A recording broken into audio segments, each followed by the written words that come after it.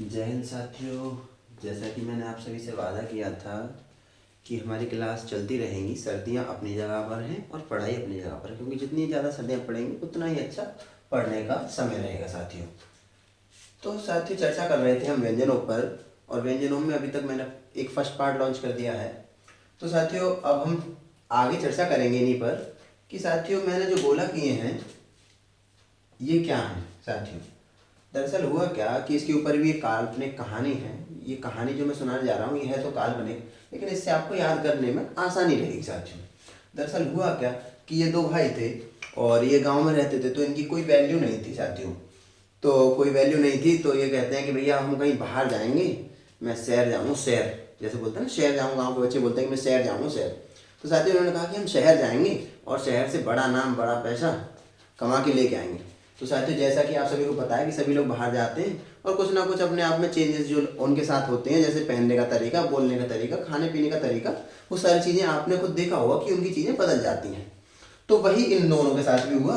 और साथियों ये गए थे कुछ इस प्रकार से और वहाँ से लौटे तो अपने साथ ये कुछ इस प्रकार बनकर आए साथियों। वहां से लौटे तो अपने साथ ये बिंदु लेके आए, और ये बिंदु मैं आपको बता चुका हूं पहले, तो इसलिए साथियों इनका नाम परिवर्तित हो चुका है यहाँ पर। और क्या हुआ कि इनके आने से फिर इनका वर्णमाला से स्थान हटा दिया गया और इनको हम बोलते हैं साथियों उच्छिष्ट व्यंजन। उच्छिष्ट व्यंजन लिख देता हूं मैं साथियों यहाँ पर।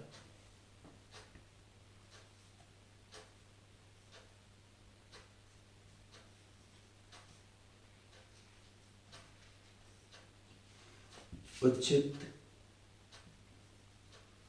द्विगुण या ताड़जात, ताड़नजात व्यंजन। साथियों इसके ये तीन नाम हैं। अब शहर गए थे तो कुछ ना कुछ तो लेके आएंगे ही, तो ये इनके तीन नाम हैं: उच्छिष्ट व्यंजन, द्विगुण व्यंजन और ताड़जात व्यंजन। तो साथियों ये तो थी इनकी कहानी। और अब हम चर्चा करेंगे साथियों कि अब हम यहाँ से कुछ जो क्वेश्चन बनते हैं जो एग्जाम के लिए वो काफ़ी इंपॉर्टेंट रहते हैं, उन क्वेश्चनों पर हम चर्चा करेंगे साथियों। तो सबसे पहले क्वेश्चन बनता है यहाँ से कि वर्णमाला में स्पर्श व्यंजनों की संख्या कितनी है साथियों। वर्णमाला में स्पर्श व्यंजनों की संख्या कितनी है। नंबर 1 क्वेश्चन, स्पर्श व्यंजन, स्पर्श व्यंजनों की संख्या। स्पर्श व्यंजनों की संख्या पर चर्चा कर रहे हैं साथियों। तो इसमें स्पर्श व्यंजन होंगे हमारे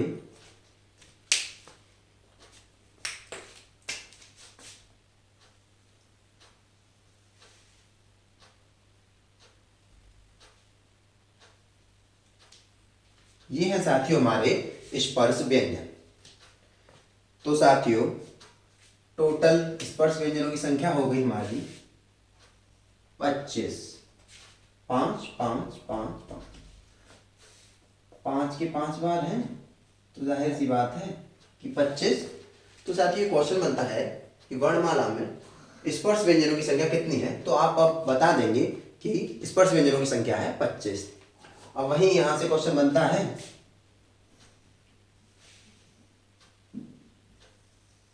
अंतस्थ व्यंजनों की संख्या। नंबर 2 क्वेश्चन,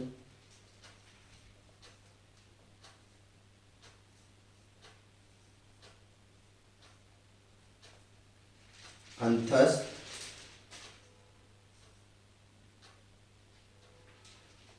व्यंजनों की संख्या।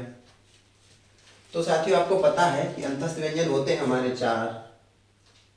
वही क्वेश्चन बनता है कि ऊष्मी ऊष्मी ऊष्मी व्यंजनों की संख्या। तो आपको पता है कि ये हैं हमारे 4 ऊष्मीय व्यंजन। और साथियों मैंने आपको ये बताया होगा कि इस चिन्ह का क्या नाम है। तो इसका नाम मैं आपको फिर बता दूं कि इस चिन्ह को बोलते हैं पुनरोक्ति सूचक चिन्ह। पुनरोक्ति सूचक चिन्ह, ठीक है साथियों। तो अब यहीं से क्वेश्चन बनता है कि उच्छिष्ट, नंबर 4 क्वेश्चन जो बनेगा, उच्छिष्ट उच्छित उच्छित द्विगुण द्विगुण या ताड़नजात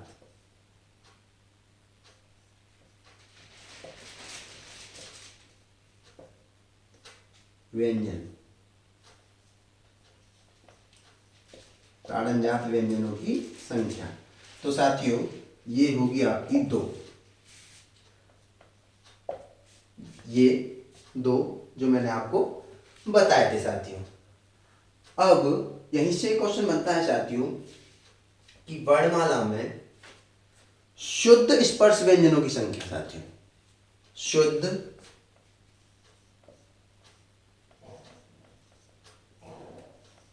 स्पर्श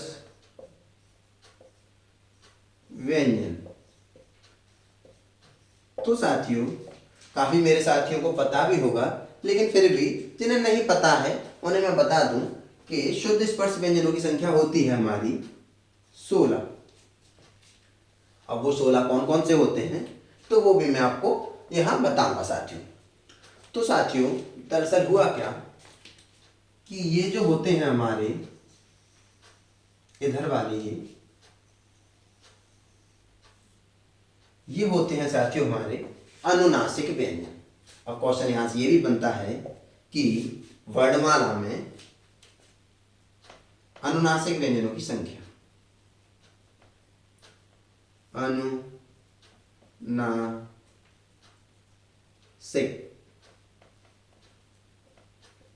अनुनासिक व्यंजन। तो साथियों अनुनासिक व्यंजन हो गए साथियों आपके 5। अनुनासिक जो मैंने आपको बता दिया था पहली वीडियो में कि ये नाक और मुंह द्वारा बोले जाते हैं, ये स्वतंत्र नहीं होते, इसलिए ये अनुनासिक है। अनुनासिक व्यंजन हो गए साथियों आपके ये 5।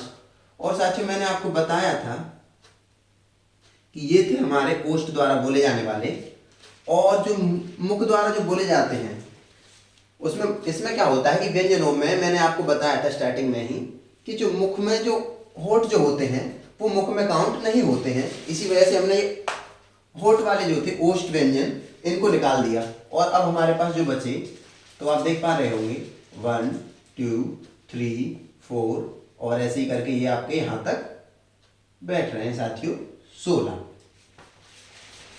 तो अब आप समझ गए होंगे कि शुद्ध स्पर्श व्यंजनों की संख्या 16 कैसी है। अब साथियों यहीं से क्वेश्चन और बनता है, यहीं से साथियों क्वेश्चन और बनता है कि रा का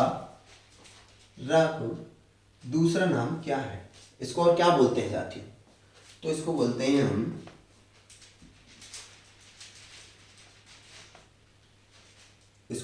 साथियों हम लुठित या प्रकंपित व्यंजन।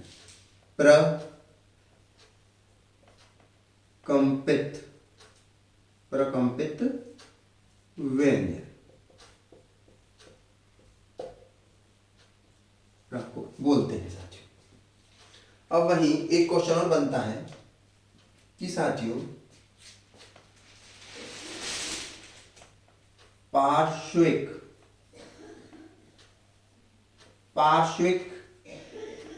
व्यंजन। साथियों क्वेश्चन आएगा कि निम्न में से पार्श्विक व्यंजन कौन सा है, तो आपको बताना है कि ला ये जो है पार्श्विक व्यंजन होता है। होता क्या है साथियों कि जब हम ला को अपने मुख द्वारा बोलने का प्रयास करते हैं ल, तो हमारे जीभ के दोनों तरफ की जो गैप होता है वहां से आपको हवा निकलती हुई दिखाई देगी, उसी को बोलते हैं पार्श्विक ध्वनि। पार्श्विक ध्वनि ला, आप बोल के देखिए अपने मुंह से ला, तो आपको खुद एहसास होगा कि हाँ बिल्कुल ऐसा ही हो रहा है जैसा भैया बता रहे हैं। तो साथियों अभी तक तो ये थे हमारे कुछ क्वेश्चन।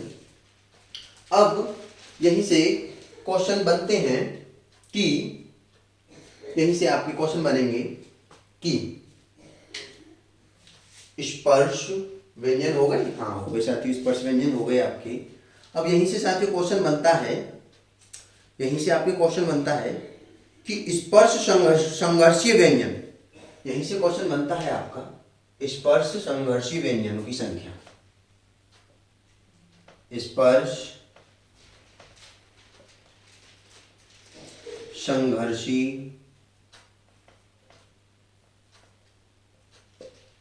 व्यंजन। क्वेश्चन बनेगा साथियों आपसे कि वर्णमाला में स्पर्श संघर्षीय व्यंजनों की संख्या कितनी होती है। तो साथियों मैं आपको बता दूं कि ये होती है आपकी 5।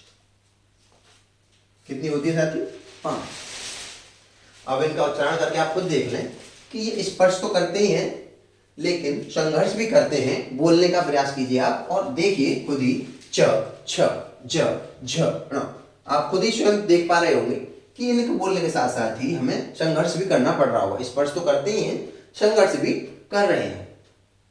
तो साथियों अभी तक थी ये हमारी वीडियो और इस पर मैं नेक्स्ट वीडियो और बनाऊंगा। तो ठीक है साथियों, जय हिंद, जय भारत।